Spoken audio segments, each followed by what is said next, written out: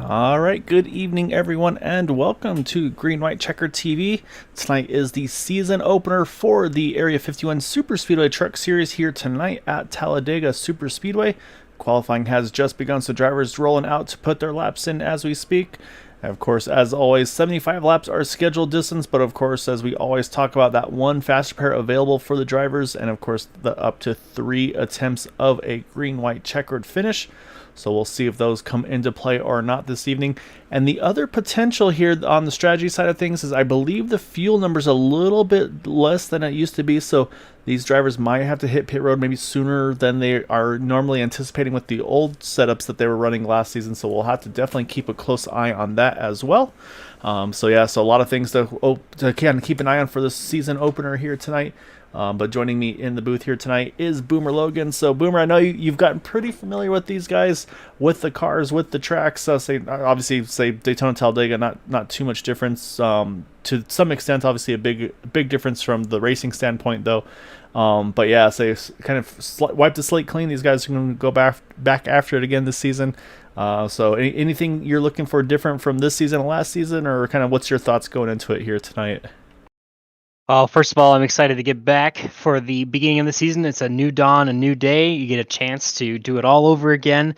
You know, whether you had a good last season or a bad last season, it's a clean slate to either start completely fresh or to pick up where you left off. Obviously, we'll be looking to see I think it's a 23 of Sebastian Marin defend his title for this season. And should be fun. I think it's probably going to be a similar story to what we would typically see in the past. Nothing too crazy. Obviously, we got the 62% fuel limit here. One fast repair like normal. So a little bit of an opportunity to have one mistake and get that magic reset. And looking forward to it. It should be fun to get back at it tonight. Yes, I'm looking at the grid that we have here or I should say our entry list tonight, and say actually not seeing Sebastian Marin in this one here tonight. So we'll see if maybe that's going to be an opportunity for some other drivers to take advantage. What it also could do though is it might kind of change the pecking order and some of the teamwork that we see as well. Because I say Sebastian Marin was definitely one that had a fair number of drivers that were able to kind of team up with him. So. This could definitely change a few things on the strategy side of things for some of the other team members, so that's going to be one to watch. So it could be pretty interesting on that one. Not something I expected to see there. I would say, but again, maybe scheduling conflicts, not sure. So we'll have to keep an eye on him. But it does look like we're gonna have about 30-something trucks strong here tonight, though, and definitely a few names, few new faces. So that'll always be fun as well to kind of see how quickly these guys kind of just get acclimated with the league and kind of get familiar with everything here. Yeah, definitely a lot of familiar faces qualifying towards the front so far tonight. But there's definitely plenty of new guys that are going to have to kind of get their chance to feel out the rest of the field. Obviously, most of these guys are going to be pretty familiar with how everyone runs and their tendencies and whatnot. But there's going to be a few people out there that you kind of have to learn how you race around them a little bit. I mean, obviously, it's not too crazy different with plate racing, but there still are different strategies. And some people may race you a little harder, hold you tighter on the door, or push you harder, or lay back more. You just got to find that out with all the different people that are going to be around you tonight. Yeah, exactly right. So, and that's the big thing is getting familiar, learning some of the drivers' teams, all that combination. So should be a lot of fun here. It looks like qualifying just about completed. It looks like pretty much everybody's put their laps in here tonight. And so it looks like about 22 have put down a qualifying lap. And then it looks like we definitely have a handful opting to start from not opting to start from the pits, I'm sorry, but opting not to put a lap in. We're going to try to start towards the back half of the field. And we've definitely seen that strategy before, and say it's always hit or miss if it's going to be the way to go or not. So we'll keep an eye on that here tonight. But it looks like I said, qualifying just completing here. So with that here, let's go ahead and go through our starting grid for tonight's event. And I'm saying, so Boomer, what we'll do is we'll split this up in dozens. If you all say, I'll take the first dozen, you go with the second dozen, and so on and so forth. So opening up here, we're going to have on pole position is going to be that number 1 of Gabe Butler by 7 thousandths of a second over JD Crow. Say JD getting the big win in that fun race on Sunday night before to kick off the season. Another great start for him as well. Then you got Seth Groover there, Vicente Guerrero, BK Anderson, Gary Slapinski, Patrick Groover, Eric Laurie, Charles Johnson, Roger Buff Sr., one of the new members starting in the top 10, Richard Sanchez as well in 11th, and then Robert DuPont in 12th. All right, in 13th, we got starting Dean Wilkinson and Michael Spell to his outside. We've also got Bud Steele in 15th, Jack Walls in 16th. We got Derek Gilroy, Andrew Schroeder, Taylor Toller, and Aaron Wisner rounding out your top 20. In 21st, it'll be Josh Say, and 22nd will be Jay Hillard, followed by Kyle Heath and Robert Rock in 24th.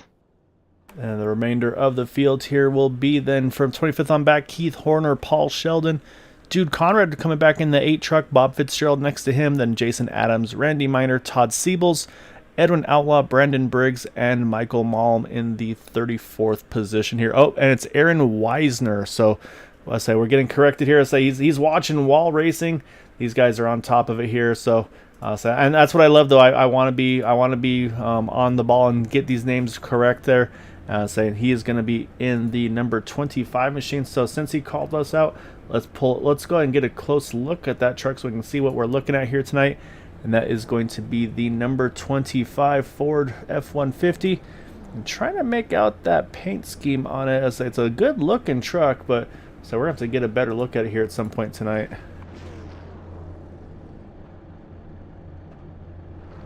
Yeah, there's definitely some good looking trucks out here in the field tonight. Actually, I think I'm still botching now that I'm looking at it. I think it's actually Wisner. If I'm reading his, they say he has WIZ-NER. Wisner, yep. Yeah, I'd be doing Wisner, but that's all right. I never get pronunciations right anyway. I think I butchered it, so I apologize, Aaron. But best of luck tonight, buddy. He may be still watching, but they're rolling off with the pace truck we'll right have to now. Be careful though, because his sponsor is Alpha Armament Company, so that's not one we want to get too angry with us. I feel like here, Boomer. Yeah, definitely gotta be careful there for sure. Yeah, good looking paint scheme though on that one. It says it's got NASCult on the back of it, so pretty fun though. So yeah, we're gonna have some big names up front though. Gabe Butler, JD Crow, not a surprise to see those two. And then you got Seth Groover and Vicente Guerrero row 2, BK Anderson, Gary Slapinski in row 3. So like I said, some pretty big hitters. Even as they've actually, like I said, actually pretty much go to the top 10. The only question mark out of those for me is Roger Buff Sr. But obviously he's going to be fine just based on his qualifying pace. He knows how to get the quick laps around here. So we'll keep an eye on him as well. He is in that Monster Juice truck there. Looks like a Toyota Tundra for him here tonight. And then, and it looks like we're going to definitely have another bit of a TW Motorsports Brigade once again here. You see the 9 and the 55, Charles Johnson and Dean Wilkinson right up front here. Yeah, definitely making it difficult on us broadcasters here. So we may have to refer to a few of them as the TW guys a few times if we can't quite catch their numbers or names quick enough. But a lot of really cool TW Motorsport paint schemes out there. Kind of cool. They do the team aspect, and you'll probably see them working together quite a bit tonight, obviously. Yeah, 2 we're going to have to watch, though, are kind of being blocked off there by that 32 truck of BK Anderson. So that's going to be the 2 Groover brothers. So watch for those 2. We know what they can do when they get hooked up, so it might be in BK's best interest to try to keep them spread apart if he can. However, pace car is going to duck on in here. Again, initial start always is on that green flag, so they have to make it through this long travel before we get going. Again, 75 laps is our race distance. 1 green-white checkered here tonight. 3 green-white checkers here tonight. 1 fast repair is what I was looking for.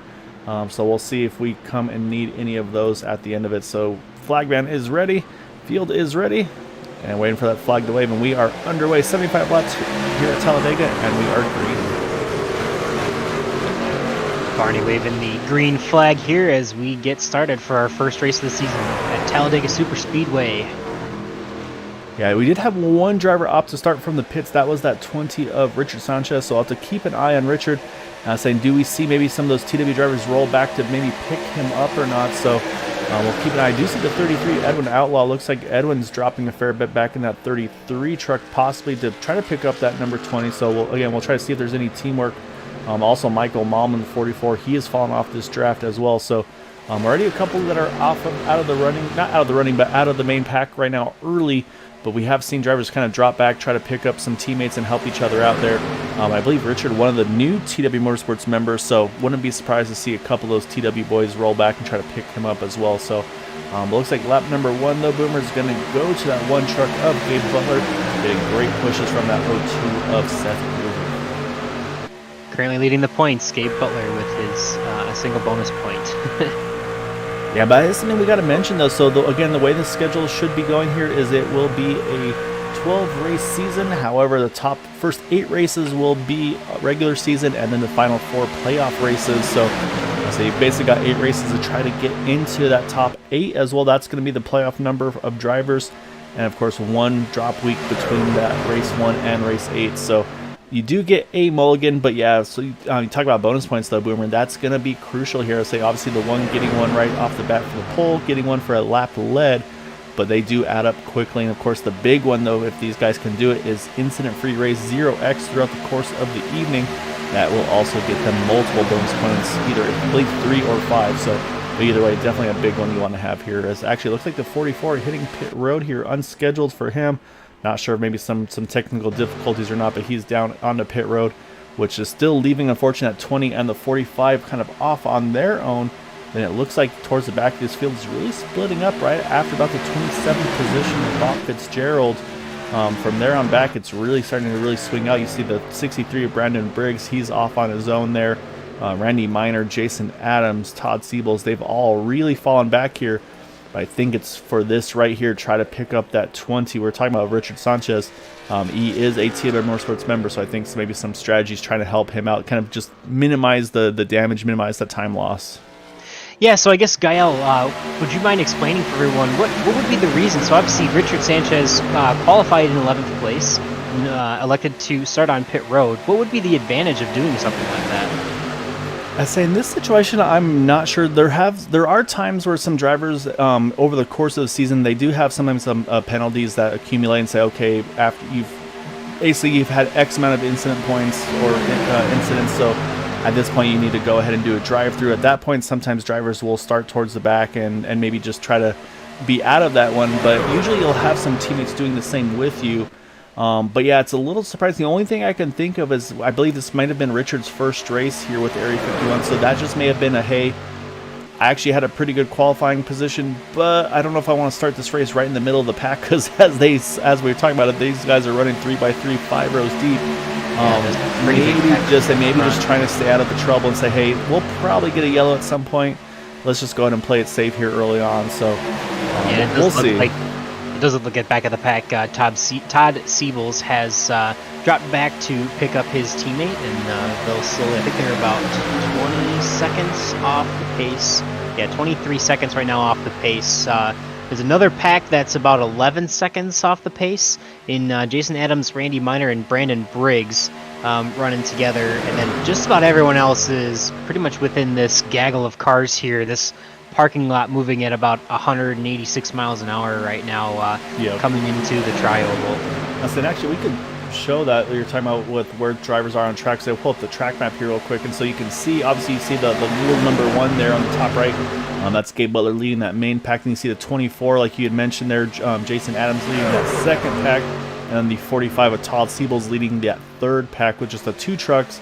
But unfortunately, that 44 Michael Malm still rolling solo for him in that number 44 machine. So to say for the 44, a yellow would be a big bonus for him, because right now he is 1 down, not too far away from going a second lap down. So if he can get a timely yellow here, could be great for him to basically go from almost 2 down to back to the lead lap. So and I say the way these guys are racing right now, I mean, it's not out of the question. Again, a lot of new names, new faces, and so these guys have to get comfortable with one another pretty quickly, and also a new setup as well for these guys. So there's a lot of things that are kind of going around here tonight that everybody's gonna have to kind of learn on the fly. Yeah, definitely. You wouldn't think that setups make a ton of a difference at the super speedways, but I mean, there is a huge difference between having a car that's completely trimmed out yeah, Aaron Wisner had a big moment there. He somehow hung on to that truck. That thing was going back and forth with a lot of force there, but able to hold a tight wheel and keep it pointing the right direction. So, I mean, I would say definitely that hurts to see for Aaron, but at the same time, well done to hang on to that truck. We'll see if what happened here is at the entry of turn number 1 here. So we're going to watch that number 25 truck, and I'm not sure if if it was a bobble or just maybe got the wrong entry. Yeah, maybe just entered a little too high, and then you can see just tries to catch it, almost catches the 27 truck, but does just a wonderful job to kind of keep it settled to just himself. But unfortunately, that it looks like we'll drop him out of this lead draft here. But again, not all's lost though for that 25 truck again, because he will be able to fall back. He's going to come into the clutches at some point, but of the 24 truck. But what that did do though is this has really split up the field here though when we're going and looking at that. Look at the pack here, Boomer. You've got pretty much 2 solid packs right now. You got the 78 now leading with Gary Sapinski being pushed by JD Crow. Then you got to go back to Gabe Butler in the 1 truck, and they've dropped back a fair amount here. Yeah, he actually dropped down to the apron there. Gabe did, and just kind of riding back in that backpack. Okay, so yeah, so maybe saw something they didn't like and decided to roll back there. It's a little surprising on that one. But does have some good help in there. Paul Sheldon, Gabe has a teammate there, Duke Conrad, right there with him as well. Then Robert Rock, Bob Fitzgerald. So I mean, some pretty solid trucks in that five truck pack here currently. But yeah, they've fallen off about almost 4 seconds now off of that 13 of Kyle Heath, who right now is kind of the caboose of this lead pack, if you will.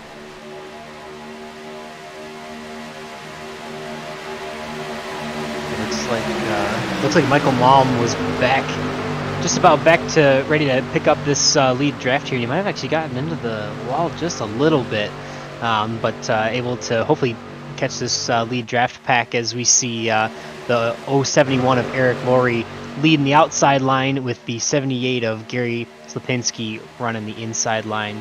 Oh, we got a wreck! Front. Yeah, contact with Eric Laurie. Just looks like a push car wrong. Oh, we got trucks spinning through the grass now. The 22 caution is out now.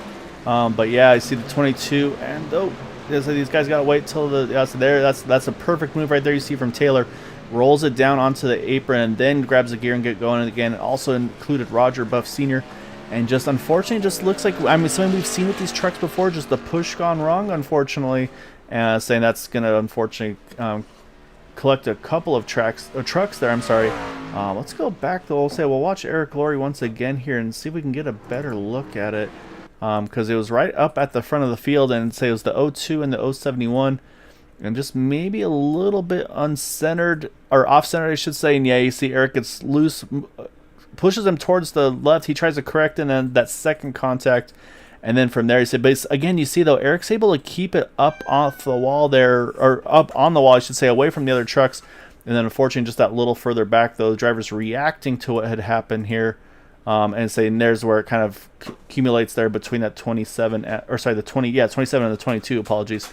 And they go down on the infield here, but pretty quick reaction there. Also, I'm watching the 37 of Keith Horner and Hooters truck.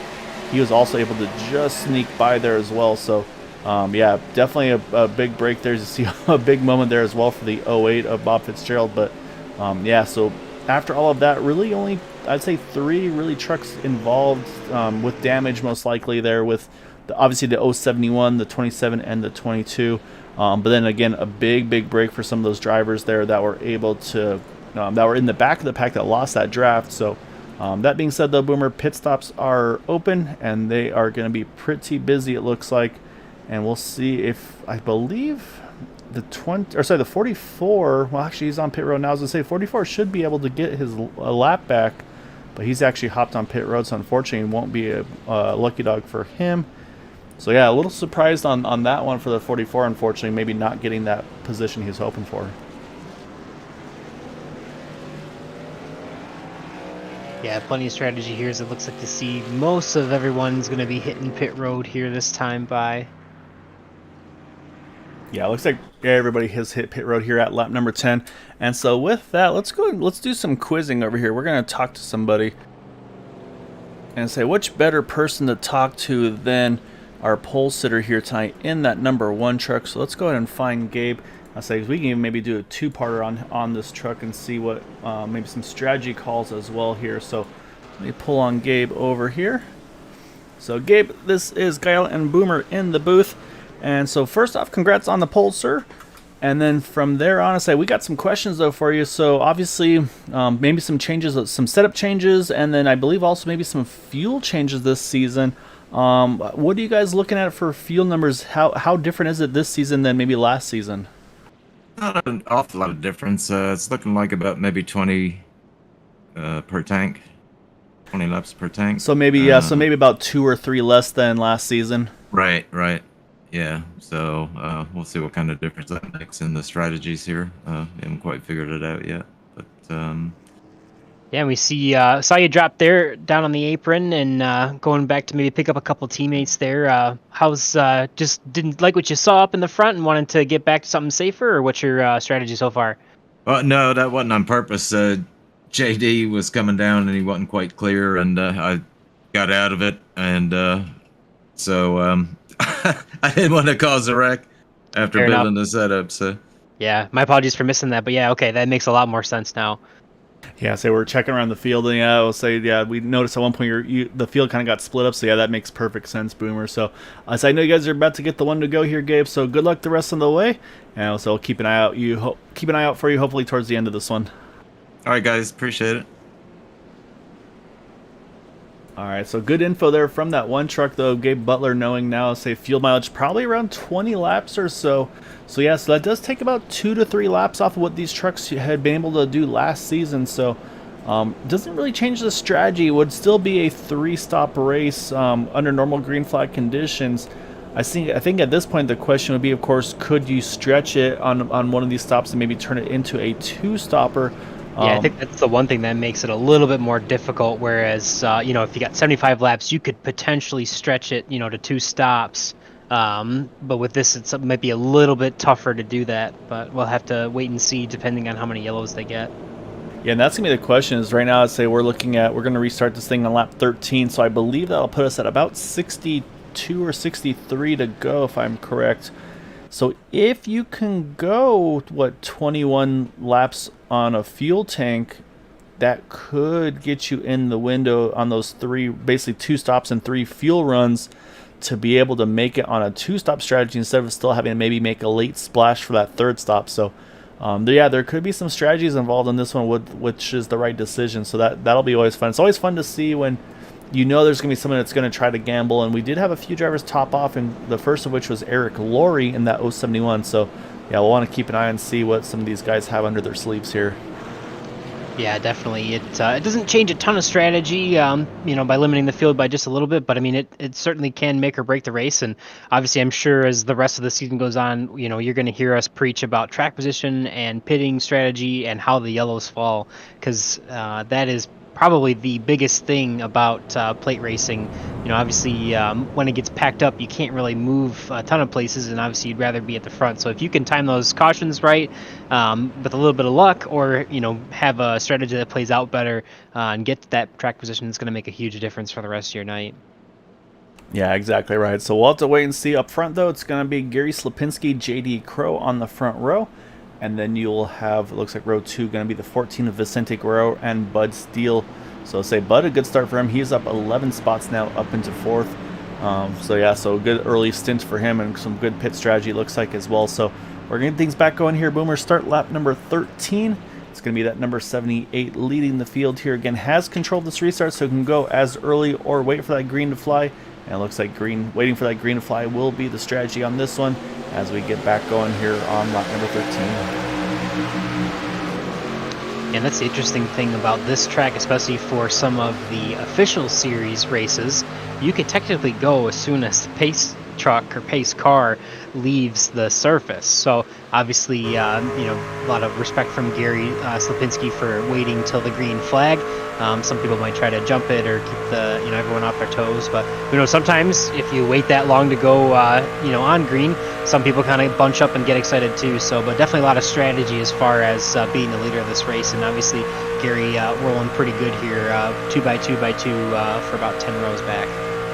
Yeah, so I do think there could be a time and a place to make that big move on the restarts, but I don't think it's yet for sure. So say early on, I think you definitely want to keep the field kind of bunched up. But yeah, if you've got some teammates lined up with you, I said that's the time to maybe make some strategies and maybe try to do a little bit of a snooker play, if you will, and try to catch those guys off guard, go early, and then at that point, everybody's having to kind of just scramble to even get back to you, where you and your teammates can maybe try to lock on, kind of do that countdown on your own private Discord channel, and then you get rolling that way. So that's always, I'm saying that's the thing you have to watch with teammates. I say, again, at some point towards the end of this race, if we see the TW boys up front controlling this race, that they would have a really big advantage with just their quantity of trucks there. If they could jump early and get everybody on the same page, they could make a big hit on the field to have a chance to try to get around them at the end. Yeah, for sure. If they were able to get an advantage where, they could have a couple, like even the first 2 rows or more. I mean, they have enough cars in their team to have first couple rows in the field to be, controlling all those restarts to make a huge difference. But definitely, not too crazy. Obviously, we're still 2x2. We got Gary Slapinski leading that inside line still, and with JD Crow in the 5 leading that outside line. Really pretty quiet. I mean, obviously, it's if you look at it in terms of Buffalo Wild Wings sauce level, we're probably at maybe a spicy garlic level for heat and intensity right now. You're not looking to go crazy, but obviously as soon as that white flag flies, you're probably going to be upwards of that mango habanero or blazing hot flavors. But just a little bit calm right now, and just trying to fill out the trucks, and obviously probably trying to fill out the new setup a little bit, but yeah, keeping it easy for now at least. Yeah, and you wonder if maybe that contact up front kind of spooked a few drivers too. We're like, all right, that was some front runners that had a push gone wrong and spun in front of the field, where kind of maybe shakes the nerves of a few drivers. Like, okay, maybe can't quite push as hard as we were hoping for. I know that was one cause of focus on the setups between last season and this season, to try to make them just a little bit more friendly to be able to get that push, that bumps. But again, I think at times you'll see these trucks when you push them, even if you're not completely leveled with them. I'll say it just seems like sometimes it just lifts the rear bumper off the truck. I mean, there's really nothing with the setup you can do to really help that, unfortunately. So it's just, I think it's going to be just about how nicely you ease up to the bumper and then try to stay locked onto them, if you will, versus giving that big maybe 4 mile an hour shove to kind of boost their momentum. Yeah, and obviously, so these trucks have a very big deck lid, and you'd think that there's a lot of more downforce in the back, but it really doesn't add a ton more downforce compared to the rest of the, like the Xfinity car or the Cup car. But definitely gives an advantage sometimes, or gives the opportunity, I should say, to kind of lift that rear end and make it a little bit light. But yeah, definitely a little bit of a different style plate racing. No matter what stock car you're in. But yeah, I mean, still. Oh, we do see the 5 of JD Crow is going to get enough of a run here to drop down in front of Gary Slapinski on the inside row, and now we're going to have the 01 of Patrick Gruber leading the charge on that outside line. Looks like we might even have a third lane kind of starting up there. Maybe what you think, 8 rows back there, Gael? Yeah, that's what I was keeping an eye on there. Yeah, it was Kyle Heath was one that popped up to kind of lead that line, but the 2 I think we're going to be watching here very shortly. And as soon as I say it, they're already there. It was going to be the 37 and the 02. Matt Wagner and I on Sundays, we always joke about how if there's a high side available, Keith Horner's going to be one to take it. I think you're going to also see the 02 of Seth Gruber. He wants to get to his brother there in the 01 of Patrick Gruber. He's going to have some help to get there. So, and that 37 Keith Horner is a great option for that. So, I think, honestly, once they get close enough, you're probably going to even see the 01 leave the middle lane to go to the third lane and pick up that 37 the 02. I've seen it before, and it caught me by surprise a few times, but I've come to expect kind of some big moves out of those Groover brothers with these races. So watch for the 01 to keep an eye and see if he makes that moves back to the third lane to pick up his brother and the 37 truck. Yeah, it was interesting there because you could definitely tell that 59 is pushing him quite hard. Jay Hillard all over the back of Patrick Gruber right now. Even had him cleared into turn 3, and Patrick said, nope, I'm going to stay right where I'm at. I'm not going to leave this middle lane. So who knows, maybe still trying to wait for Keith Horner and his brother to get there. But yeah, just kind of maintaining steady for now. But that 59 was definitely pushing all over the back of Patrick Gruber there for a minute. Yeah, and that's the thing is there's only so much you can do because you can't really lift, because otherwise, as like you said, Jay Hillard in the 59, he'd pretty much just run through you, because I say these guys are going after it big time here. So Yeah, I think what we did see right there is we saw that 37, the O2 kind of drop a little bit a few laps back there. And I think what that was probably the O2 getting hot, having to cool that truck down before making the second push here. And actually look at the 6 Bud Steele. He's decided, hey, why don't you guys push me to the front? So that's going to be an output. Bud Steele as a leader on that outside line here. And say we'll see if that's able to momentum's going to shift or not. But you saw right there, the O2 saw an opening. He said, you know what? Not so fast. I'm going to drop right back down here. I'm going to see if maybe I can propel myself up back to the front. That's some moves you can make. And that's the thing is there's a lot going on, Boomer. Again, is you got to be really aware of where the trucks around you are. If you see that middle lane open, you can drop in there because there's only so much your spotter can tell you in this in iRacing. So a lot of these drivers are really on top of it. They look left, they look right. If they got VR, they can just turn their head and do it. So a lot of tools behind these trucks. But you see that middle lane didn't do the push he was looking for. He's going to hop back up there behind that 37. Yeah, right as soon as the O2 made that move, it looked like he was going to almost get pull up side next to Bud Steele and maybe make a pass and leapfrog a couple cars on that outside line, but not quite. But yeah, definitely different being on the outside line. Obviously, you know, Petra Groover, JD Crow, and Bud Steele leading these 3 lines, they're wide open. But when, you know, the guy in second in the row has to lift a little bit, obviously you said, you know, earlier the 59 was pushing the 01 pretty hard and, you know, probably close to full throttle, but, you know, those guys further back, they all can have that chance to accordion, you know, where you have to lift, and if you don't lift, you know, you might run through the guy in front of you, but those guys on the outside line, you know, they're almost always full throttle, at least more so than the guys on the inside lines. Oh, it gets a little tight there off of 4, but looks like we're staying smooth. And yep, there you go. The 01 and the 02, the brothers are tandem once again. So a little bit of chaos here as we see, but I've been really impressed with how that outside line has been able to pull the rest of these cars. There really haven't been a ton of guys out in that outside line. Yeah, and you saw the move we were talking about. The 01 was able to get to the top and pick up his brother, but yeah, it really shook up that third line, though, unfortunately. I say it looks like the 2 that really got hurt the most out of that were the 6 of Bud Steele, the 37 there as well, of Keith Horner. So not what they're looking for. So now it's kind of a 2 versus, 8 plus there, depending on which lane you're looking at. So what I'm looking at right now, though, is that inside line. They are very, very well formed, very well organized, those top 4, top 5 trucks. So that's what's allowing these trucks here to kind of just get a little further ahead, I should say, of these middle and outside lanes here. So I like what I'm seeing out of the 5, the 78, the 14, and the 32. It's really working well for them here. Yeah, and a shout out to the 32 of BK Anderson, Michelle Anderson, commenting on the stream. Good evening, announcers, and thanks. So appreciate your comment. And she also says, go BK. So he's sitting pretty nice on that 4th and that inside line, just kind of riding and doing well so far tonight. Yeah, I say BK's always got some fun paint schemes from week to week. It looks like tonight going with the scrubbing bubbles, so not sure, maybe I love it. Maybe that was part of the honey-do list or something tonight. But yeah, he's got the bubbles on the truck here this evening, though. So the next thing we got to start looking at here, Boomer, we're not too far away from it yet, though, but again, pit stops around lap number 10 last time under yellow. Some topped off on lap 11, but we're at 23 now, so a little over halfway through the fuel window, we believe. The question will be, of course, some of those drivers that are on the inside lane able to save a lot of fuel. Specifically, Guerrero, he hopped up top there. He said, yeah, I'm done pushing. I want to get to the front there. I believe led that last lap there in that 14 truck. But yeah, I watched some of those trucks like the 07 Robert DuPont. I mean, think about fuel mileage. You go back to Tuesday night with the Indy cars, the 83 of Jack Walls. I mean, these are drivers that right now they're in a really nice pocket. They're able to save a lot of fuel right now. Like I said, we can kind of avoid that accordion by just rolling off the throttle a little bit. Maybe it gets them in that window for a potential 2-stopper to the end.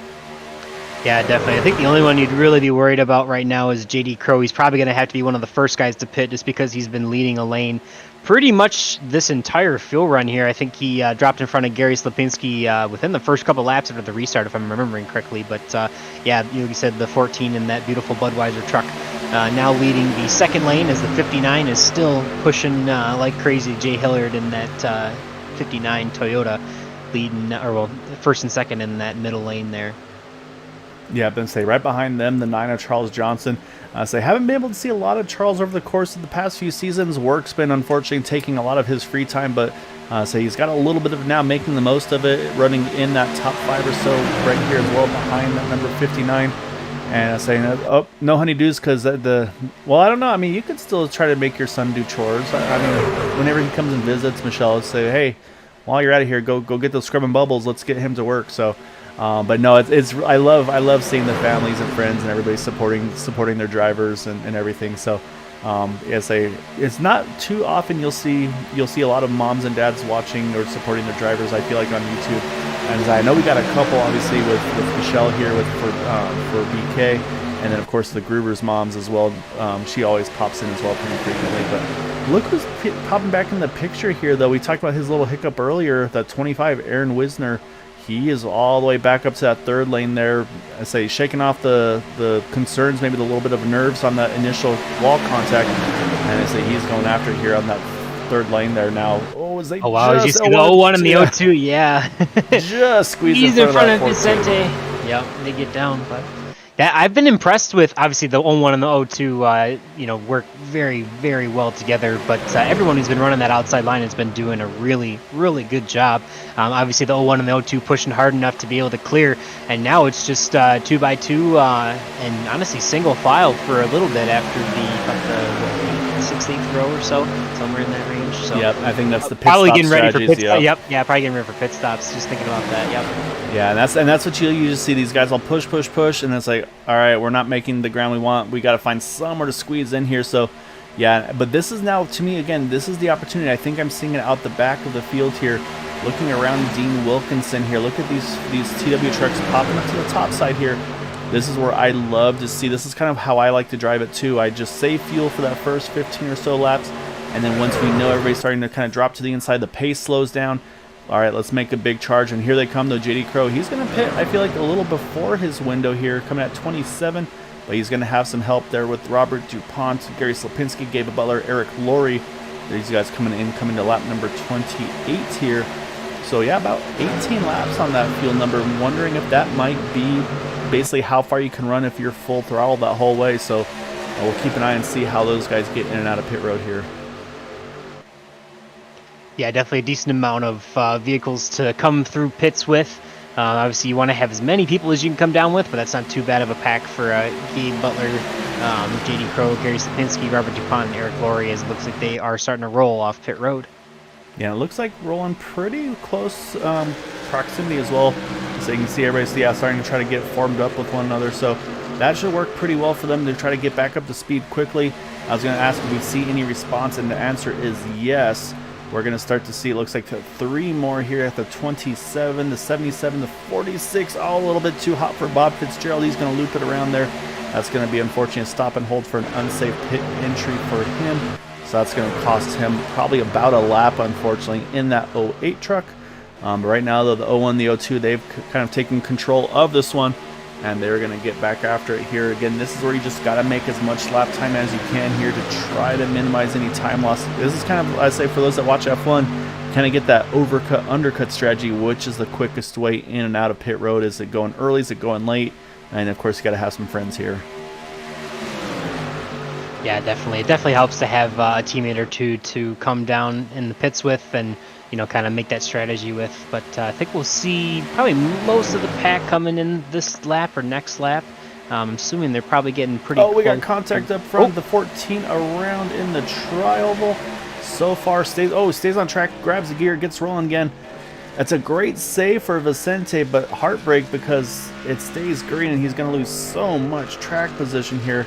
I think just again, we'll go back and take a look here, but I think just unfortunately, just a little bit of maybe a bump gone wrong here. We'll kind of zoom in and take a closer look here as they go through the tri-oval, and it just steps out a little bit, maybe a little bit of contact by the 32 there, nothing intentional, but unfortunately, just the 14 car goes, or 14 truck, I should say, goes around. So that's a tough break for Vicente. So he's going to need a yellow. But that again, this is going to slow down the pace of this first pack here. And as I said, here they come. A bunch of them going to hit pit road, and it's a tight entry. Brothers, contact between the brothers on pit entry. Oh, so that's going to be, I think, a penalty for the 01. They're catching the cone. But it looks like so far everybody else is trying to get unscathed here through. But, man, these guys are stacking up on their pit boxes now. Yeah, definitely trying to push for all they absolutely can. And didn't look like back there BK was pushing too hard. It looked like he was straight. Oh, and it looks like O2's kind of crooked in his pit stall, but it looks like he's going to make it for service there. And yeah, he's off and away now. Okay, but yeah, the O1 is definitely going to be serving that penalty, though, unfortunately. So that's leaving us with, I believe, about 7 trucks left to pit, and I think you got 6 of them right here. So I was saying I think we're going to see them hit pit road right now. And yep, here they come, being led by Michael Spell. Look at Jack Walls, though. Again, you talk about fuel mileage, and Jack is one that loves to stretch that fuel number. So he's going to go the furthest of anybody. And what was our magic number we just talked about, Boomer? It was about I think we said 20. 21, 22 laps, if I'm not mistaken. So what Jack needs to do here is he needs to just find a draft and tag onto it. The concern, of course, is you don't want to lose too much time here to make this lap by yourself. So hopefully for Jack, he can pick up enough draft here, not lose a lot of time. So this will be an interesting. If we stay green, there's a lot of potential here for that 83 truck. But that's gonna, once the cycle completes here, looks like we'll have about a little over 10 trucks at least on this lead pack. So right now, Gary Slipinski leading that pack, but we'll keep an eye on Jack here for his final stop, or for his scheduled stop, I'm sorry. Yeah, and I know Jack Wall is winning on Tuesday night in the Area 51 IndyCar Series, and I think he said that he had won a special race on Sunday night as well, so I think he's trying to be perfect, winning 3 for 3 for the week.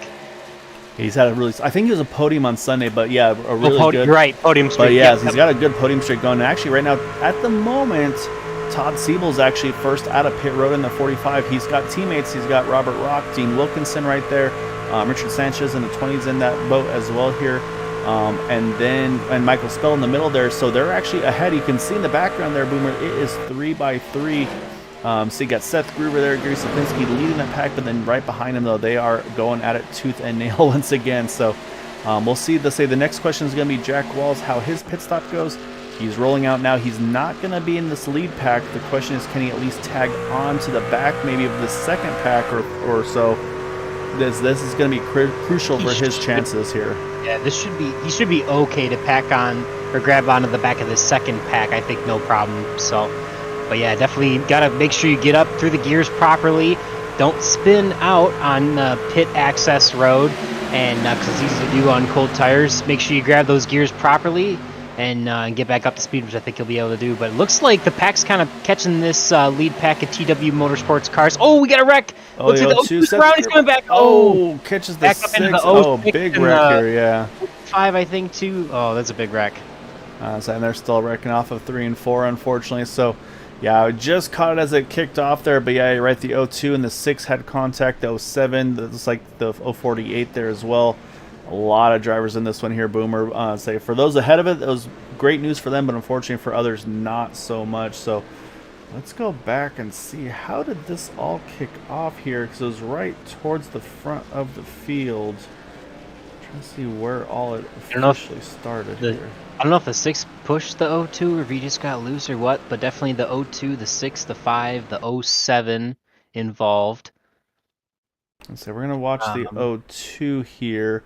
Oh, it looks like contact between the 78 and the 02. I think it looked like the 02 is maybe trying to make a move from the middle to the bottom, and then at that point it just kind of, they got the 02 loose, and then unfortunately, when you kind of get to the apron, there's not much you can do there, and then unfortunately, it's a heavy hit for the 6 of Bud Steele, and then collects the 5, the 07.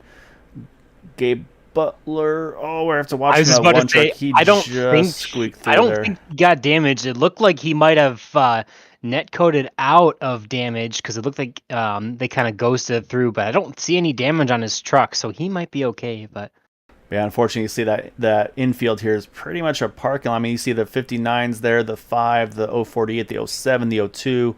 So one of the TW drivers can't even see the truck number anymore. It's all skewed off, but yeah, let's go back one more time here. Let's watch from Gabe Butler's point of view, because yeah, that looked like he may have just been able to sneak by here. So let's watch this one truck here. We'll go ahead and pick up the speed so we can get a better look at it. But yeah, this one truck, you see there's the contact already, and he's already reacting. He sees the flipping truck. Man, yeah, I don't think he makes contact here. We'll run slow, and we'll go from front to rear here to watch once again here. We'll watch from the top this time around. And he's saying that's unfortunate. You see the 6, apron goes straight up on the track, unfortunately. And I say there's Bud getting some pretty solid airtime, unfortunately, out of that 6 truck. Avoids Bud Steele, who's flipping up in the air, and then it looks like right there, and I think he just squeaks by the O2 there by the slimmest of margins to remain unscathed. So definitely a bit of luck there. Netcode giveth, netcode taketh, and I think he got a little bit lucky there to not have to take a fast repair. So definitely fortunate for the number 1 of Gabe Butler. But looks like most of our field just came in to get fuel, top off on fuel, maybe tires even too. But actually, no, I take it back. Most of from the pit times, most around like 5-6 seconds. So maybe a lot of fuel. Yep. Yeah, a lot of fuel, or maybe right side tires. I'm not sure, but definitely just at least fuel for sure. Yeah, I think for 5 seconds, probably fuel only. Though we do have 2 that stay out here, saying that's going to be that 25. I'm sorry, Aaron Wisner, the 37 Keith Horner, saying we don't condone this here, but I say maybe no texting and driving even under caution here, Aaron. But he's given us his own race info here. He said he took tires before, so he's pretty sure. So he's leading, and he thought he was leading. Indeed, he is. So he pitted at lap number 30 along with Keith Horner. So only 4 lap difference of tires there for these guys. So since I know you're spying on us here, Aaron, I'm gonna give you some advice here though for future green flag pit stops. Probably want to go either fuel only, or I'd say either lefts or rights. But I'll say these guys, if you take 4 tires under green, you're gonna lose the draft though. So I'll do some broadcast crew chiefing for you on this one. Next pit stops, go fuel only or take lefts or rights only. Yeah, that's a nice thing about being up here in the booth. We've got that bird's eye view. Maybe the couch racer, as it were, or the Monday quarterback viewpoint here. But not doing too bad so far. Aaron sitting up leading the race right now. Obviously, he's got Keith Horner in second place behind him, and then behind that is, I think the next is the O2, right? The O2. Yep. And then everyone else on back. A couple of TW Motorsports guys. I don't know if they just were a little bit slow on those pit stops, but they were the leaders when the yellow flag did fly. So obviously, I think Todd Siebels and Richard Sanchez. Or no, those are the TW. Okay, I apologize. Those are the TW guys. So they are up at the front. But Gary Stupinski hopping in there. He'll be, I think, second on the outside row in between the 45 and the 20 of those 2 TW Motorsports guys. Yeah, exactly right. I think beneficiary of this one is going to be the 22 of Taylor Toller. So he's on pit road now getting service under that truck. I believe that puts Taylor back on the lead lap, which will give us 23 drivers on the lead lap. Unfortunately, Bob Fitzgerald is trapped 1 down, as is Patrick Groover, as well as Bud Steele, who had to take a tow there. So right now, I believe we have 3 drivers, it looks like, possibly fighting for that lucky dog spot between that 08, the 01, and the 6.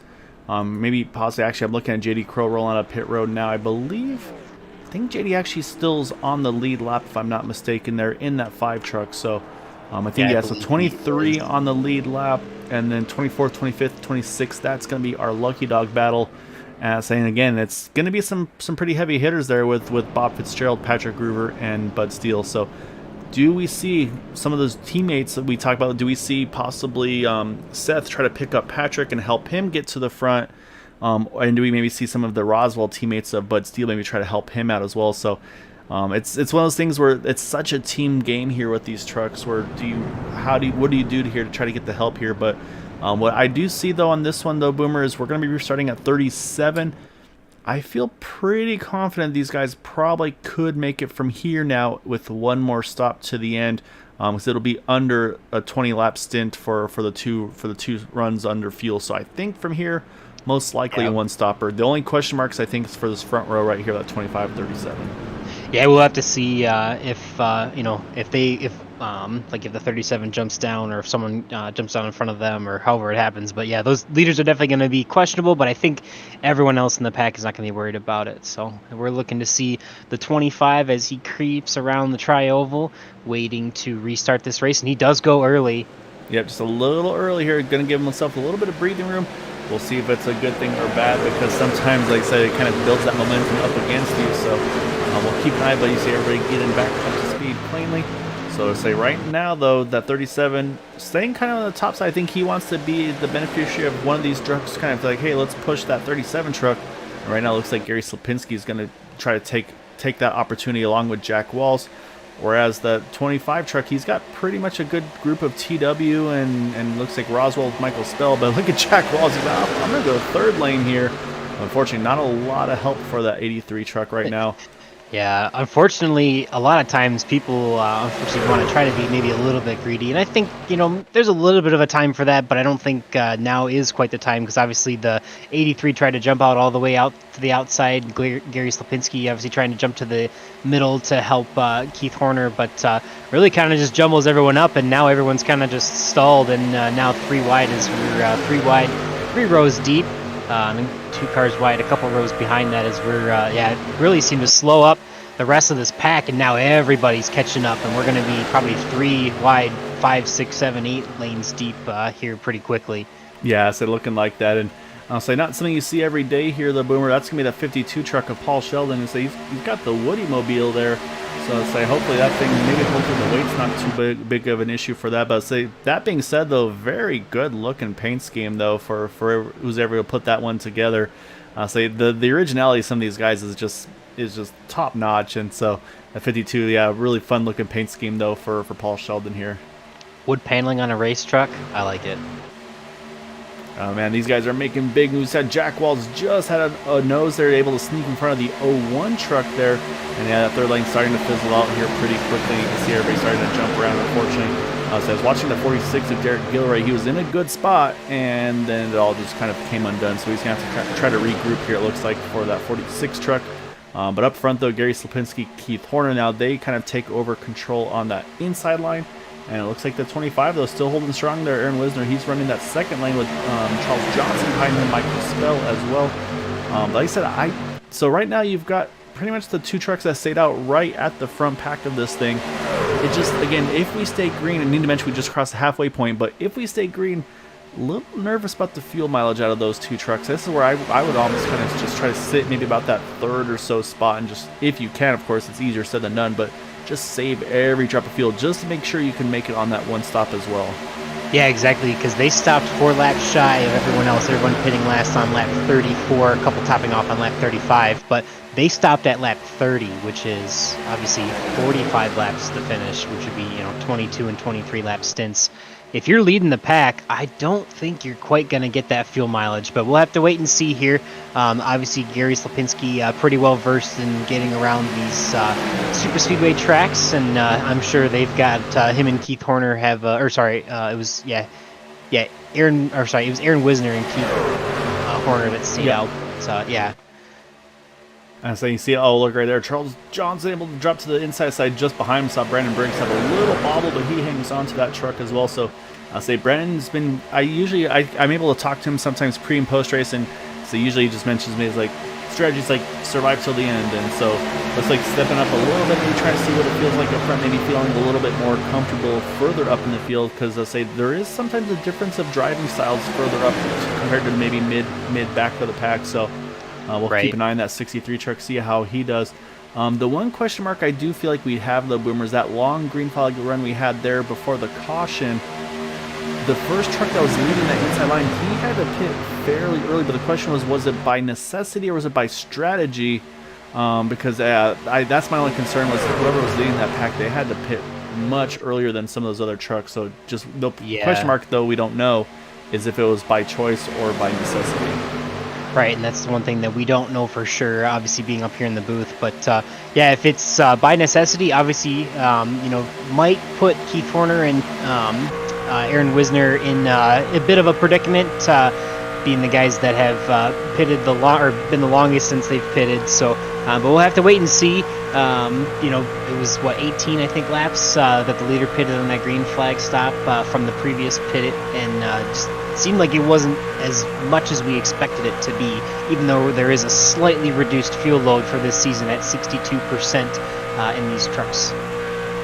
Man, Michael Spell was giving Aaron Wisner everything he can handle and more there. You saw both those trucks are starting to wobble around there down the back stretches, and he was so close to being able to clear Gary Slipinski, and that's what it's going to take to make these passes. but just they started to get that real nasty bobble, and so it was a great job for both those drivers to hang on to those trucks. But yeah, that was definitely a bit of a close call there for a bit with those two. But also looking at the 01, the 02, we were talking about them a little earlier.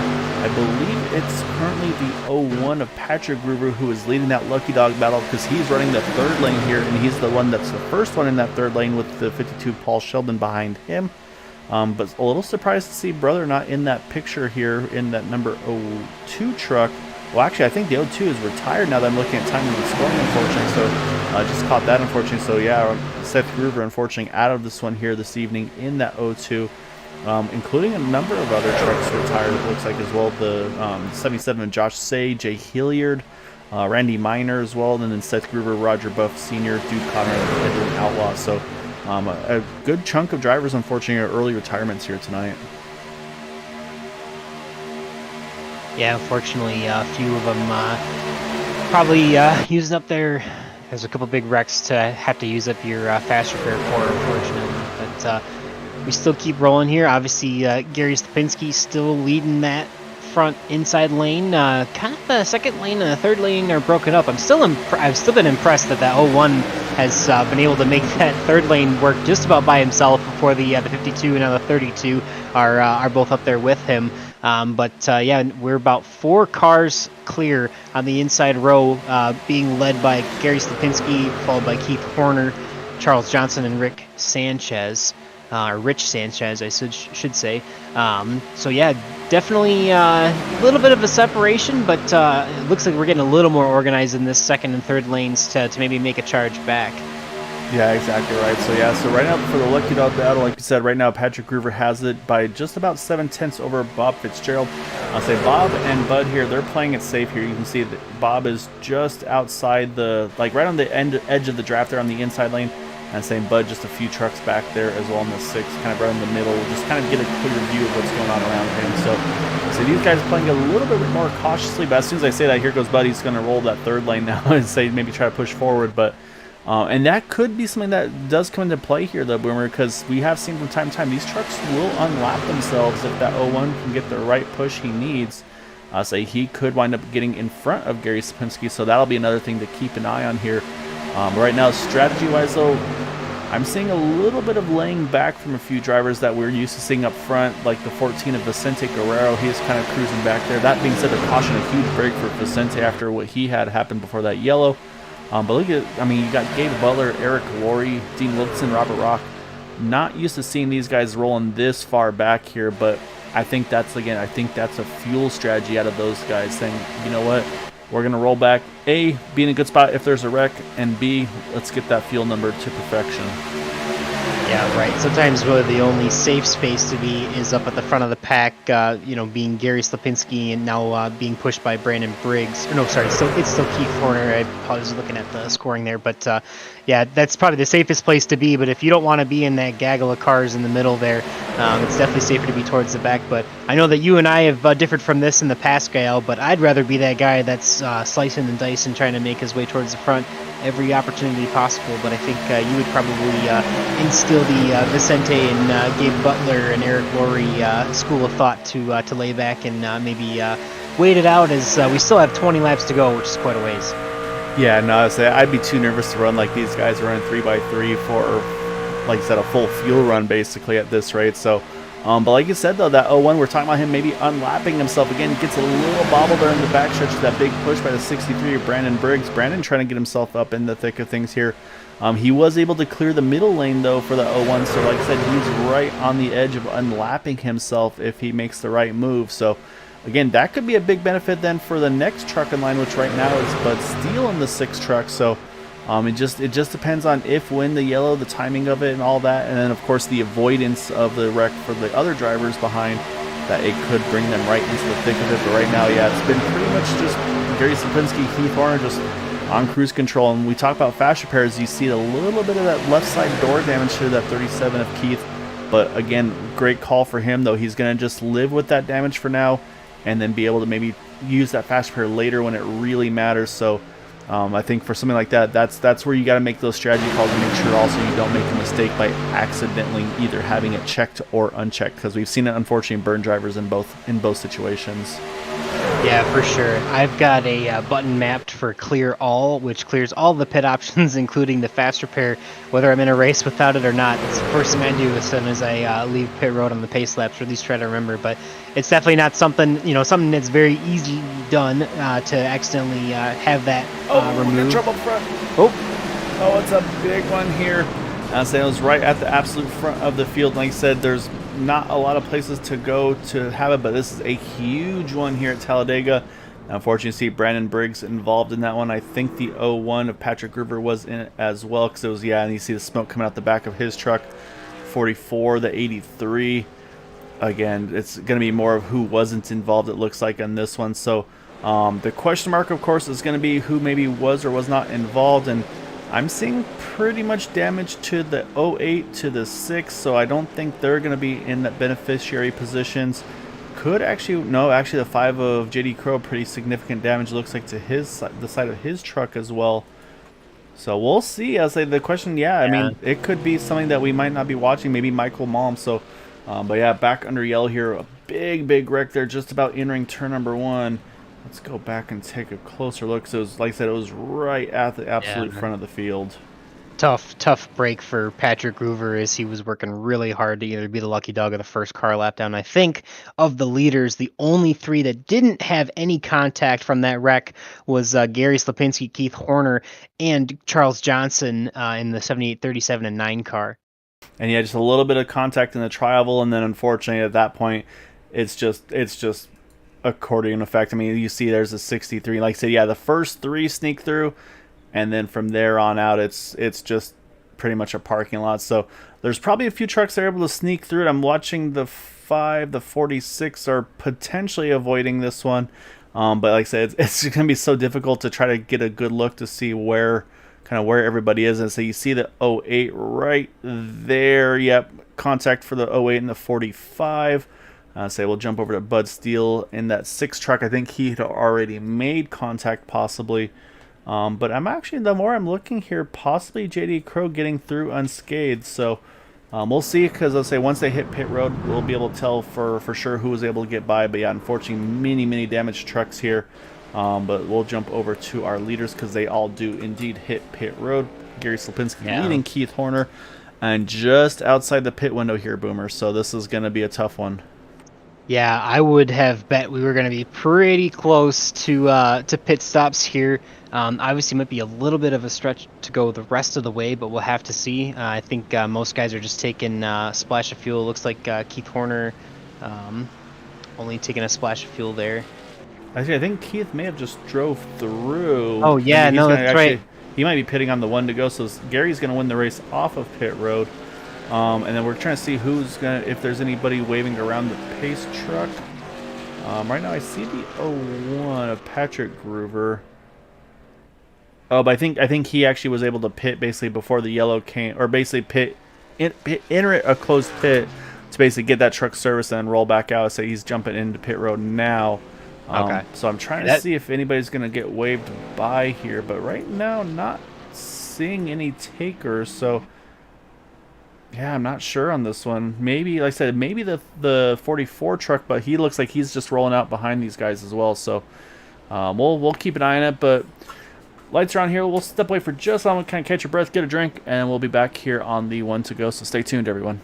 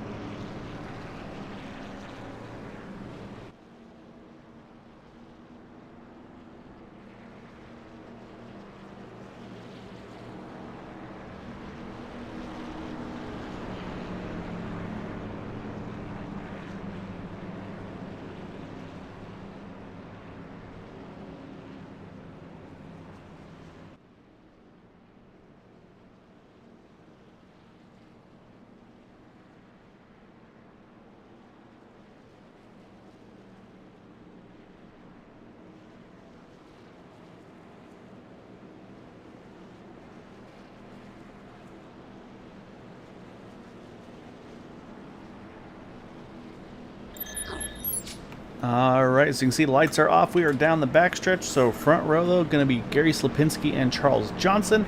But I think the bigger story right now is we had 7 trucks stay out after the, or I should say 7 trucks pit. And then from 8th on back, all of these trucks opted to top off on the 1 to go. So we're going to have a pretty big line of single file trucks here. So this is where we talked about that last restart. The leader went a little early. This is definitely a very dangerous spot. Now, if Gary chooses to go early, he could definitely trap some trucks off of the main draft here. So right now, it looks like we have only 16 trucks actually left on the lead lap here, Boomer. Just again, the attrition is so high. Unfortunately, the 22 of Taylor Toller has retired, it looks like, as well. Then you have Bob Fitzgerald and Patrick Groover still 1 down. And then you've got, looks like JD Crow, Bud Steele, Jack Walsh 2 down. So we'll see, though. We'll keep an eye on the 78 to see what the strategy is going to be for Gary. And I'll say we're going to restart this thing, though. 23 to go. I believe outside the fuel window to make it to the end. Of course, cautions could change everything, so we'll see.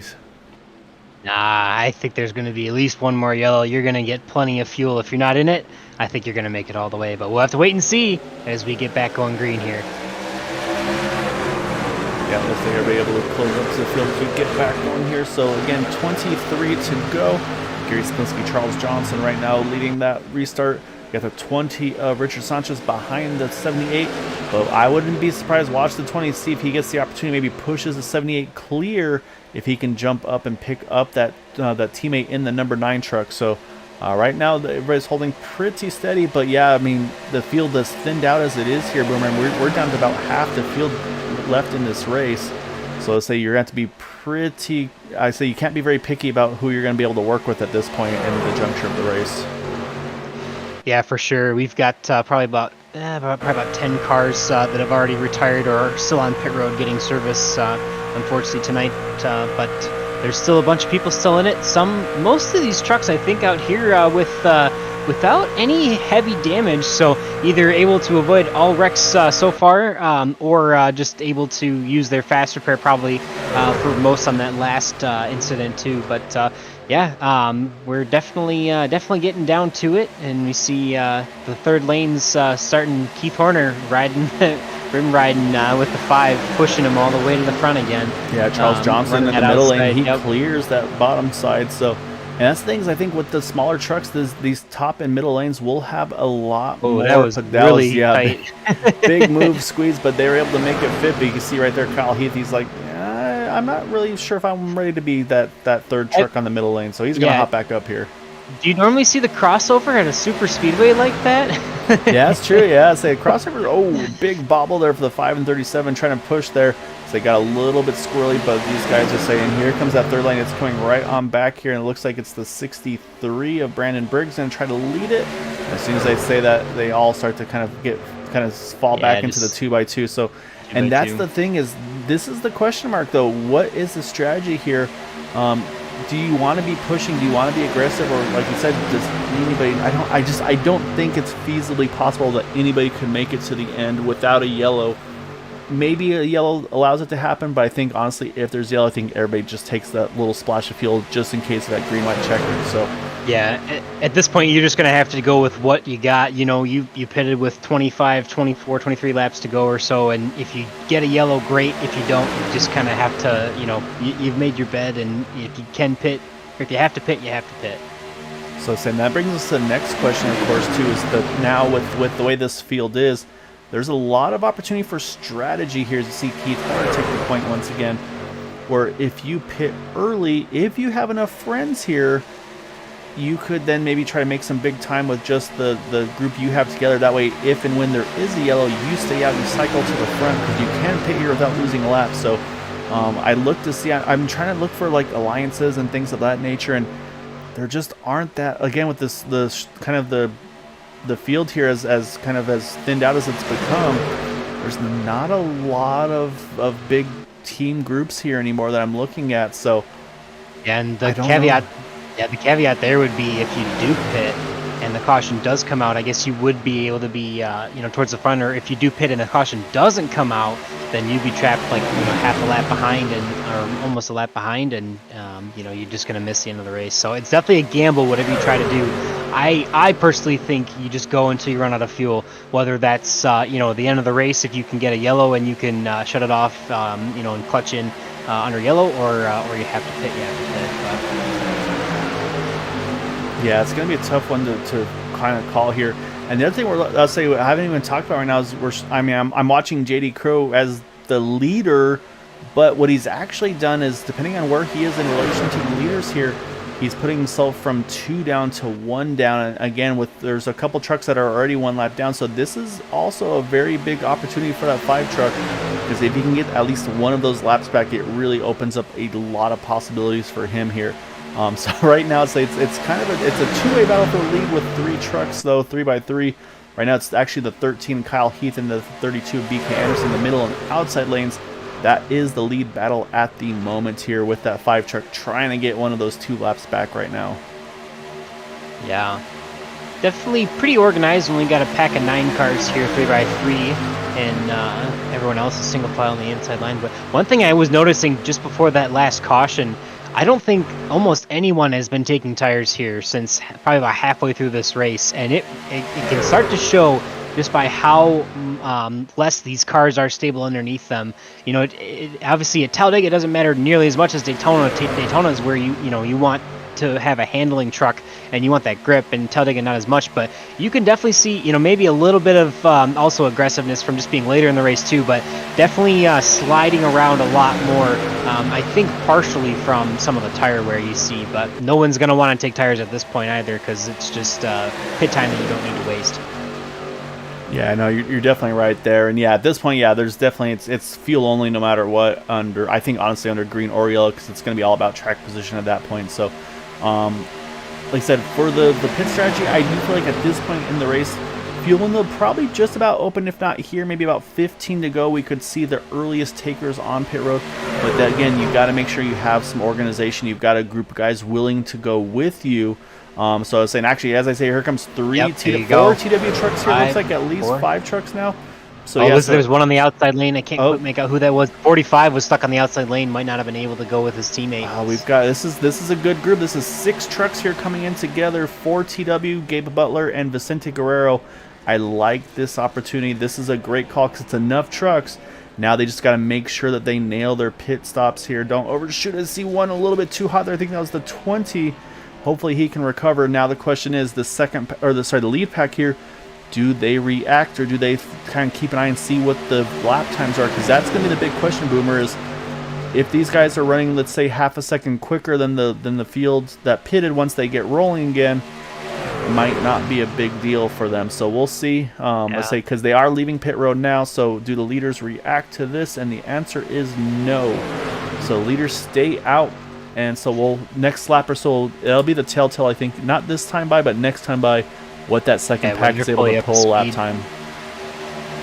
Yeah, it'll be interesting to see, because if it thins out enough at the front here, but you still got enough to to have a pack, and maybe even the rest of these guys are planning on staying out, but you could potentially keep swapping the lead, or being half throttle. There's ways that you could play it in this front pack to mega fuel save, but like you said, obviously these guys in the back that just pitted, they are going to be full board at the end of this race, and I wouldn't be surprised if they catch this lead pack if it stays green and this lead pack doesn't pit and tries to fuel save. But it'll be interesting no matter what. I think we're going to be definitely excited to see what happens here, and it looks like they're still not electing to pit this time by, so we're just going to have to wait and see. One of those things, if they don't pit, you don't really know what they're going to do, and you just kind of have to wait and see for it to happen and react to it. Yeah, so this next time by, we'll get a pretty good view of what the lap times are looking like. Right now, it looks like Charles Johnson now leading that pack. It took about a lap or so to kind of get singled in here. They're all kind of running double file, but actually we were talking about the 20 missing his pit stall just a little bit, but he's able to quickly recover, and he's right back into it. So right now you got the 9, the 20, and the 14. And you got a couple drivers that were not part of that pack that also pitted. There, the 24s in that mix as well. So this is a very strong group here that are running on track right now. So Leaders that last time by, Kyle Heath, a 51.23. Let's see what Charles runs this time, because this is going to be the big question, kind of see how they compare. And it's going to be a 52.04, so actually about 8 tenths slower. So we'll see us saying right now, the 83 Jack Walls leading that kind of this pack right now, who's also again trying to get one of his lap back. It's a 51.09 this time around. So again, about a full second quicker. So now kind of the ball's in the court of that group that haven't pitted. But man, this lead pack though, they're starting to move around a lot here. That's going to slow down the pace. And again, if there's a yellow, the question mark will be, do the leaders pit, or do they think they can save enough to make it to the end without pitting? So yeah. Basically now I think the ball's in the court of Charles Johnson, Richard Sanchez, Vicente Guerrero and company. They just got to start trying to push a little bit harder, stay a little bit tighter, and try to get that lap time a little quicker. Yeah, I've been very interested. I mean, I understand, we got a couple here taken to the pit road. Looks like the 02 is going to come in along with Michael BK Spell. Anderson, Michael Spell, so Anderson. 3 trucks here. The 01 of Patrick Groover came in. Yep, so it's a 3-truck group, and say that's not bad because that's going to be a pretty solid. If you can get in and out together, you'll be okay. And didn't mention Charles Johnson. That last time by was a 51.51. Kyle Heath a 51.66. So was the 01 a little bit too hot on entry? He misses his pit entry there.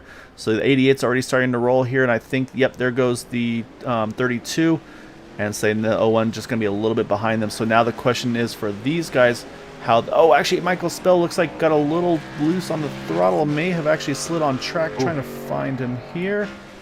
Looks like he's got to be able to gather back up and stay off track, so we'll stay under green. But unfortunately, that's going to cost him the draft, and there they go.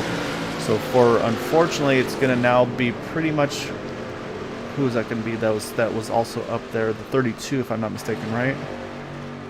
Yeah, BK Anderson. Yeah, yes. He's all alone. Yep. But look at this though. He came out about 5 seconds ahead of those guys, even with him by himself. So he will stay in this lead pack here.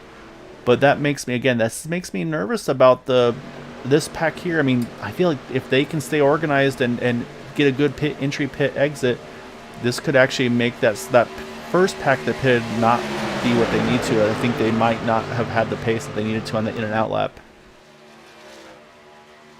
Yeah, we'll see. Definitely everyone's made that mistake that Michael Spell made getting loose on pit exit there. Those tires are cold. You want to go, you want to grab those gears, but unfortunately the traction's just not there. Loops it around, and I think he probably might have gotten a penalty for pit exit, or an unsafe pit exit. Yeah, unsafe pit exit. Yep, you got it.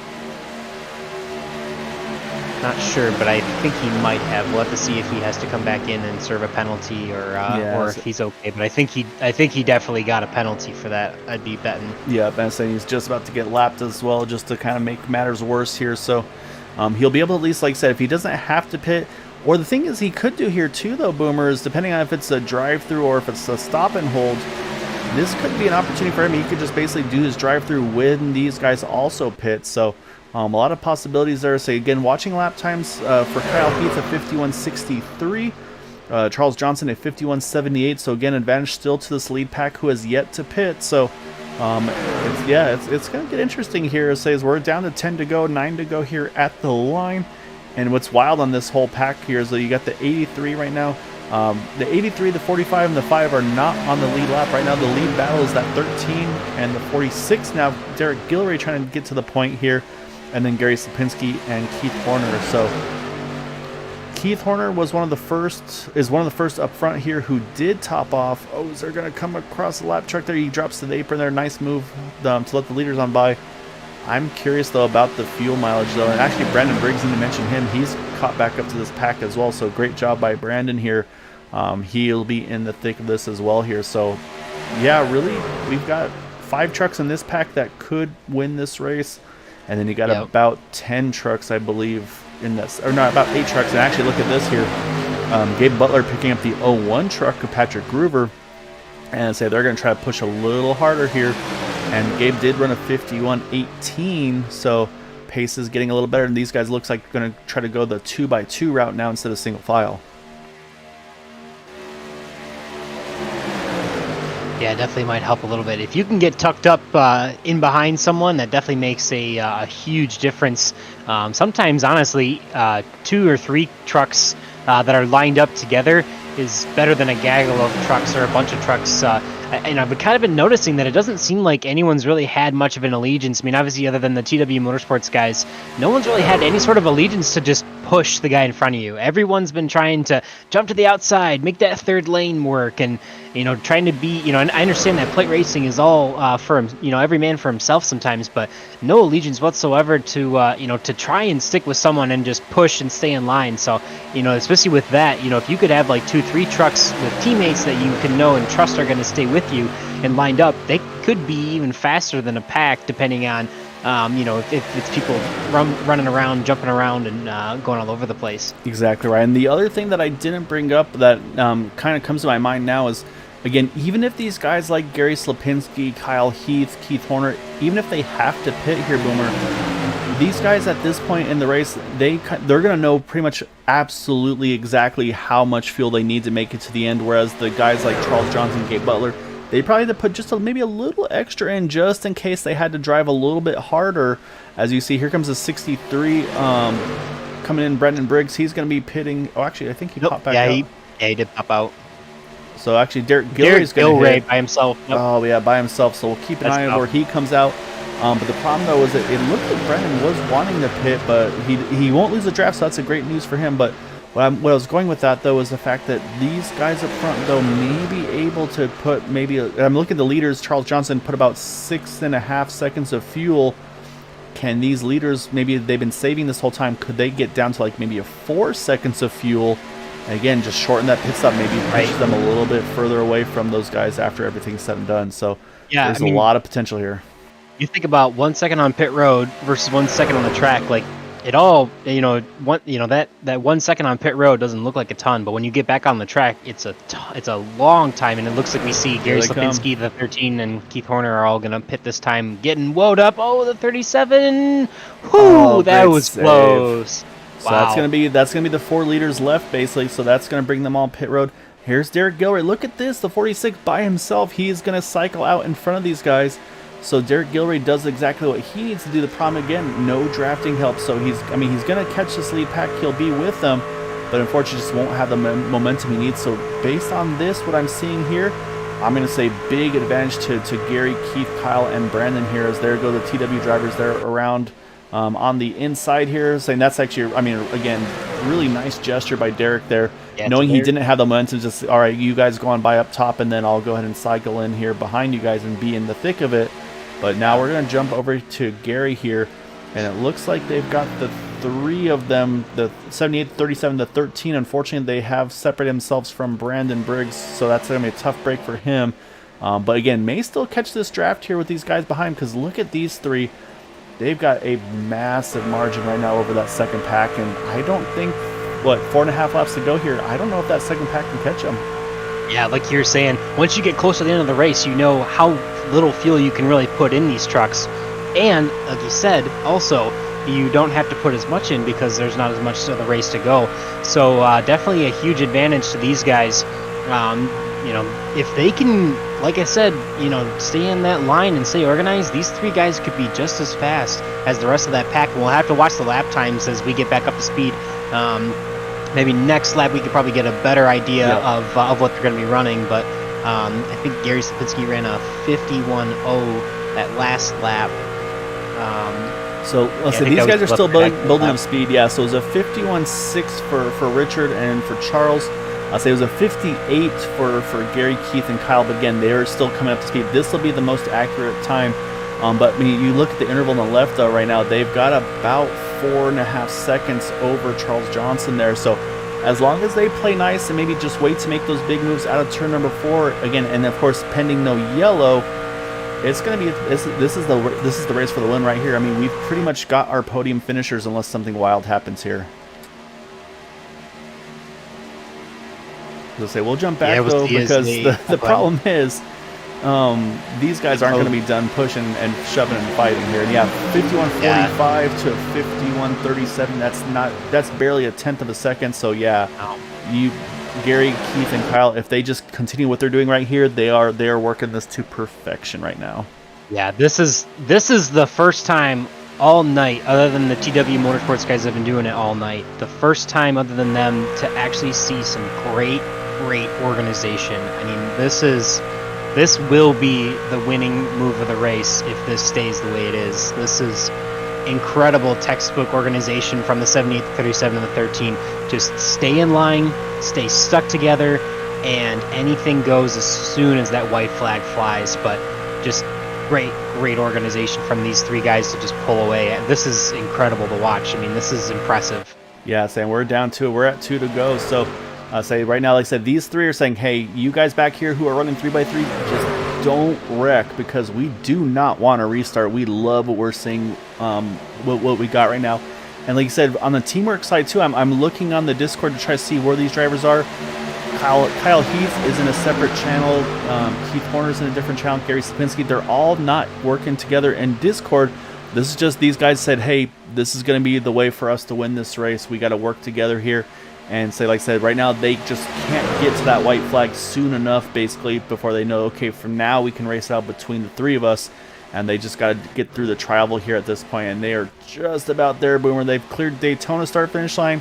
And they will get to the start-finish line. We've got 1 to go here. We will finish under regulation here at Talladega. And again, they still got about a 4.5-second lead. So right now, we got the battle behind them. That is the battle for 4th. The question is, these three, can anybody make a move on one another? Do any of them leave Gary out to dry? Or, yeah, what does Kyle do? What does Keith do?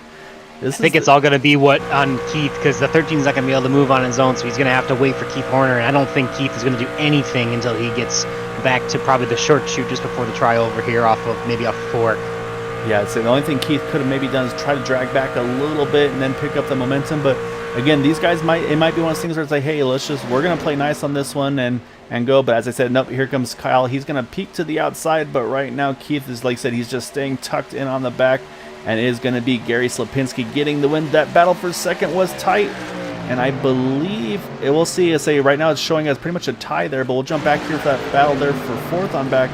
Looks like Charles Johnson going to grab 4th, Dean Wilkinson a top 5. And Richard Sanchez in 6th. So we'll go through and we'll get the remaining running order there at the end. But it's going to be Gary Slipinski getting the win here tonight.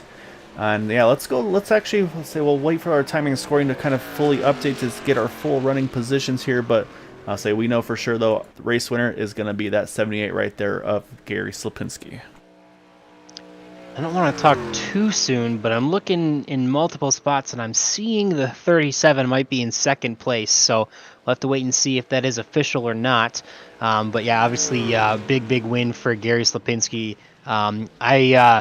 I thought you might see a little more organization from Keith and Kyle, but obviously once Kyle jumped out to the outside of Keith really didn't have anywhere to go, and that pretty much kind of sealed the deal. And fairly uneventful for the top 3 as Gary Slipinski leads that pack there to a victory, and he's going to do some celebratory burnouts here at the start-finish line. Hard-earned win tonight. Yeah, very well-deserved win for that 78 truck. So let's pull up those results. And it is indeed Keith Horner getting 2nd spot there, Boomer, by 0.02 of a second over Kyle Heath. And then again, 4.5 seconds, they were able to get the margin there from 4th on back. So it's going to be Charles Johnson, kind of the best of the rest, if you will. Then Dean Wilkinson, Richard Sanchez, BK Anderson, Gabe Butler, Vicente Guerrero, and Derek Gilroy are top 10. And Brandon Briggs, Michael Spell are remaining on the lead lap finishers. And unfortunately, numerous drivers a lap or more down, including Patrick Groover, Robert DuPont, Robert Rock, Jason Adams, Jack Walls, JD Crow. We'll continue here from 19th on back of Aaron Wisner, Bob Fitzgerald, Todd Siebels, Bud Steele, Paul Sheldon, Taylor Toller, Michael Mallum, Andrew Schroeder, Eric Laurie, and Josh Say. And then again, still a pretty big field here. And again, 34 trucks. And then Seth Groover, Roger Buff Sr., Jay Hilliard, Randy Miner, Dude Conrad, and Edwin Outlaw. Unfortunately, you can see early retirements for those guys here tonight. Yeah, definitely a little bit of a battle at the end, just to kind of keep it clean and stay out of those wrecks. And came down to a little bit of I was gonna say track position. It wasn't track position. It was pit strategy, really, that led to those 3 breaking away. And I don't think I've ever seen something like that. Maybe except for maybe in the old days of like the early 2000s plate racing. But that was impressive for them not only to break out and have that much of a gap, but to be faster than the rest of the pack for, I mean, most of those closing laps there. Yeah, it was very, very well done job by those guys to be able to do what they did. So I'll say there's one way to find out, though. We can ask these guys. So let's go ahead and let's start pulling these guys in and have a chat with them. We're going to kick it off with our third place finisher of Kyle Heath.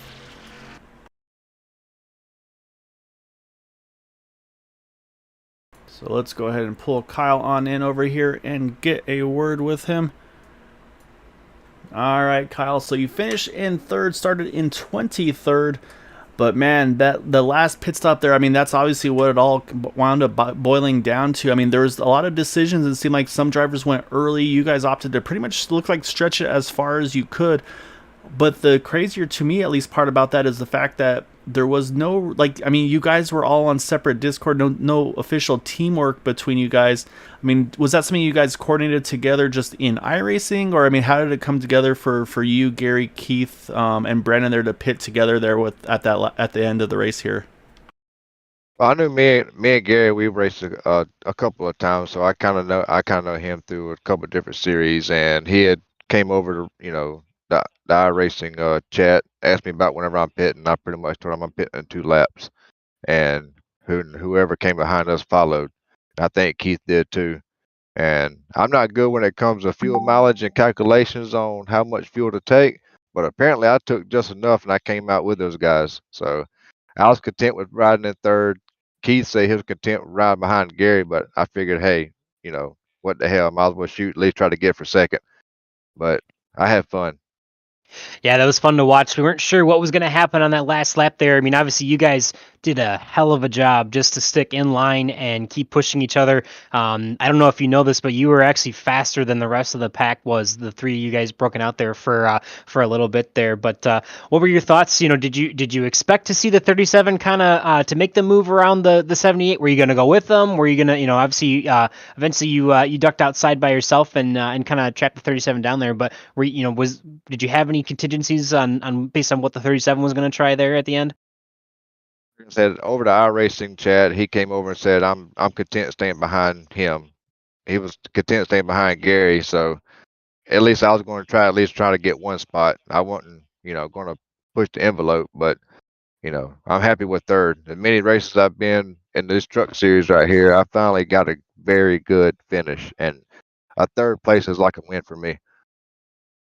Yeah, I mean, it's a great finish, and like I said, like Boomer was mentioning, I mean, just the way you guys were able to get in and out together, and then the 3 of you still running faster laps than the guys trying to chase you down. I mean, we're like, okay, they've got 4.5 seconds to play with. Let's see what the lap times look like. And I mean, you guys were still running that fast right after the pit stop. So, I mean, just the teamwork, the coordination was impressive, man. You guys were killing it. So, so you might have to look at doing some unofficial teammates, if you will, say, because obviously, pretty much it seemed like any teamwork that you kind of had planned tonight.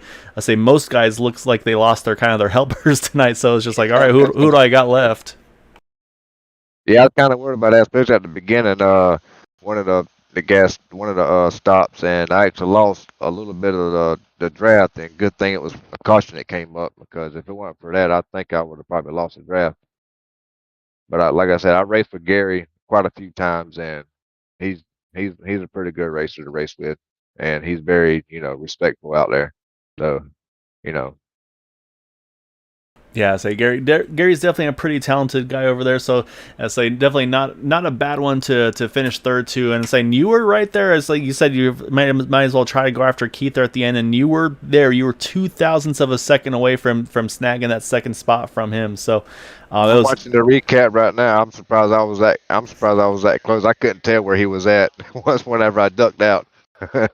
Nah, so I say, I mean, you got the timing just about down. I say, if not for the draft of Gary, I say, yeah, you probably were able to jump that 37. So, say now you can kind of put that in your bank for later on. It's like, all right, that move I made at that point was pretty good time. So, I say maybe it'll work for you to gain you another spot or 2 later on in the season. But I mean, just a great job tonight, Kyle. Like I said, jumped 20 spots from where you started here tonight. So definitely want to give you the floor. Any thanks and shouts you'd like to give for that podium tonight? Yeah, I want to give a shout out to Area 51. I also want to give a shout out to my actual teammates, Bad Fast Racing Motorsports. A couple of us guys was in there, and And give a shout out to my wife. She's a sponsor of my car, MeMarieDesigns.com. Right now, I'm going through a tough time, so any proceeds that comes to her would help out a lot with my income. No, that's awesome. Yeah, it's cool to see that, and yeah, I'll have to definitely check that out myself here. So, but yeah, Kyle, just a great job tonight, man. Like I said, it's tough to get good results over here, but you did everything to perfection tonight, man. So enjoy this one. Look forward to seeing you again up here I want to give soon. a shout out to you guys. I enjoy watching your broadcast. You know, I enjoyed watching the last Monday night's broadcast, recapping it. It's awesome. It's awesome Yep. to watch you guys and listen to you guys. Appreciate it, Kyle. No problem. Y'all have a good one. You too, sir.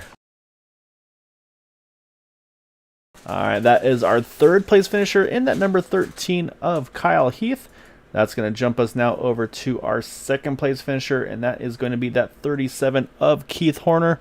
And man, as I'm looking at the side of that 37 truck, Boomer, I think he pretty much limped with that damage for pretty much the whole race here tonight in that Hooters truck. But I say, and again, one of our big climbers again here, Boomer, say 23 spots gained for that 37 truck, but I mean, you were about everywhere here, Keith, and I know Matt. If Matt's watching here, he'll be pretty excited because we definitely saw you run that third lane as we love seeing you do.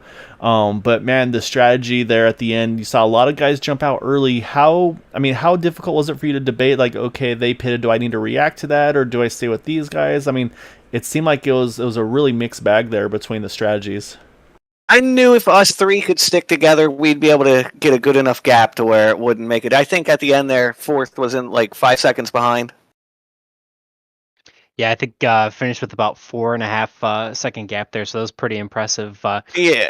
I figured if we just stayed together, we'd be able to cut enough time down to where if we got through the pits clean, we'd be good. And then at the end there, I figured I pushed Gary most of the race. We might as well keep it that way. No sense risking something. We're going to play the long game this year. Yeah, that's great strategy. Obviously, you guys were, for the most part, just kind of, most of the race, really, just kind of sticking there. Well, I guess I take it back. I believe you were actually making the Highline work for quite a while, but towards the end, you were just kind of pushing there and just being content with that. So definitely I know we heard that there was a bit of a setup change. Did it make it easier to push cars here tonight? Hard to say. I was working really well with Gary, but then a couple other cars I would get together with, and it wasn't working so well. But you can definitely feel the difference in the setup, in my opinion. No, it's and that's what's fun is I say seeing the league make the adjustments, try to help things out and everything like that. But yeah, I mean, let's say like Matt and I talk about on Sunday nights, it's like if there's a second, third lane open, let's say you're gonna take it, and say you definitely took it when you needed to, and then like you said, it sounds like making some adjustments from last season to this season. Like I said, playing that long game. I mean, just the pit stops, the in out, the lap. I mean, and then just the three of you running the lap times that you did. It was very, very impressive what you guys were able to do tonight. So, just hats off to you, Keith. A great runner up here tonight as well. But definitely before we let you go, I want to give you the floor as well. Any thanks and shouts you'd like to give for that position tonight? I just want to shout you guys out for having an awesome broadcast. I definitely go back and watch it after every race. Very enjoyable. And that's about it. I enjoy racing with these guys, and I look forward to it. Hopefully, I'm in the top 8 at the end of the season. That's the game plan. Yeah, so maybe try to do some sales pitching if you need some teamwork help as well, so you can talk to Kyle and Gary like, hey man, we worked well together. Let's make something formal here. Yeah, Gary, that sounds like a good idea. We'll have to link up and do something. All right, man. Congrats again, Keith. Enjoy this one. Look forward to chatting with you soon. All right, thanks, guys. Have a good night. All right, that is our runner-up in that 37 of Keith Horner. So we'll jump one truck forward here, and that is going to be our race winner in that number 78 Cone Police Chevrolet Furniture Row of Gary Slapinski. And Gary, I mean, obviously the big talk obviously is the late pit strategy there. You, Keith, Kyle, and I believe also it was Brandon that all pitted together there at the end. I mean, was there any debate of when you saw all those other trucks pitting pretty early in the run? Was there any debates like, okay, do we need to react to this, or do we just stick with the plan of running long, or are you just staring at lap times? I mean, what's going through your mind when you know it's kind of on the line at the end? Well, what I look for is see what kind of lap times you are. I like to see what our speed is down the backstretch. And for what I saw, everything was telling me to stay out with these guys and just run it out until we need to go in, because we were running some really good lap times. Even with the lap down trucks, they were running some really good lap times. But I figure to stick with these guys, will be time we go in and out, we'll have a nice little lead. Yeah, it sounded like, I mean, it seemed like for the most part of that race there, you're really just kind of holding that inside line and making it work and just being patient. Obviously, you didn't, obviously still working hard, but for the race, but it seemed like you're kind of able to just be there at the right time for most of the race. And I don't think you really got caught up in any of those wrecks, just kind of being in the front and being away from it. There was one that it was a huge checkup, and I got in back of somebody. Um, but for the most part, it said 4X, but I there was really no damage. I went in and didn't fix anything. so so I got kind of lucky because I was kind of worried with the front nose, and when I got out in front there after that, I was a little worried. But the speeds I was hitting, so I wasn't really worried about it. I was like, okay, well, maybe the damage helped. Okay, that's fine. Just keep on rolling then. Yeah, the truck definitely looks clean from where we were sitting for sure, Gary. And saying the other part of that is, as you mentioned, there is the waiting for the pit stops was even with you guys not leading that pack. They said you had a couple lap trucks that were either tail end of the lead lap or maybe tail end of one down.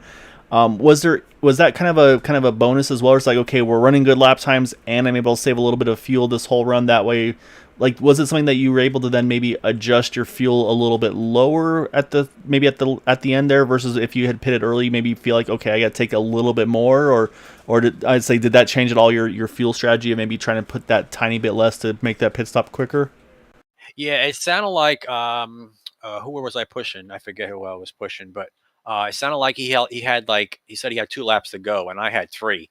So to me, that sounds like I'm going to be a quicker pit stop no matter what, right there. So I'll have that little bit of edge on him. I don't know about behind me, but I know I was saving. I was running like maybe half throttle a lot of times, just enough to stay right behind him, keep up that speed. And once we got in there, I knew if I can just stay right on him on going into the pit lane there, just put in my wherever it was, like 3.5 gallons, and I was in and out of that pit really quick, and I was very happy with that. Yeah, I mean, it definitely worked because I say you and Keith and Kyle are able to get all out right together there, and as like I said, get hooked up and just immediately start pounding out fast laps. So it was very impressive, and saying basically teamwork, I guess you could say, with those guys who aren't formally teammates. I mean, you guys were just top notch there that last run, and then of course the final push to the finish there. So really impressive work with you guys, and obviously you did the good job of getting in and out first. That way you could hold the lead. And then, of course, you never know if they're going to play nice or not, but luckily tonight they did. Say it's able to get you the win here tonight. So definitely want to give you the floor, Gary. Any thanks and chats that I could give for winning here tonight? Well, I'd like to thank both of those guys, Keith and Kyle. I really appreciate, they worked with me there, and I worked with them, and at the end, it kind of works out for you. I'd like to thank Green White Checker Racing. I would like to thank Area 51 and you guys broadcasting this. I really thank you for that, and my wonderful wife for letting me do this. I'll say not an unfamiliar sight to see up front here, Gary. I say obviously I get to kind of do a little bit of racing here and there with you, and yeah, more often than not, you're right up in the thick of things. So, say be able to get one here tonight and say enjoy this one, but definitely looking forward to seeing you the rest of the way. And say like I said, nice to get one out of the park early, but yeah, say still plenty of racing to go. So enjoy this one, but look forward to see you again here soon, sir. Thank you.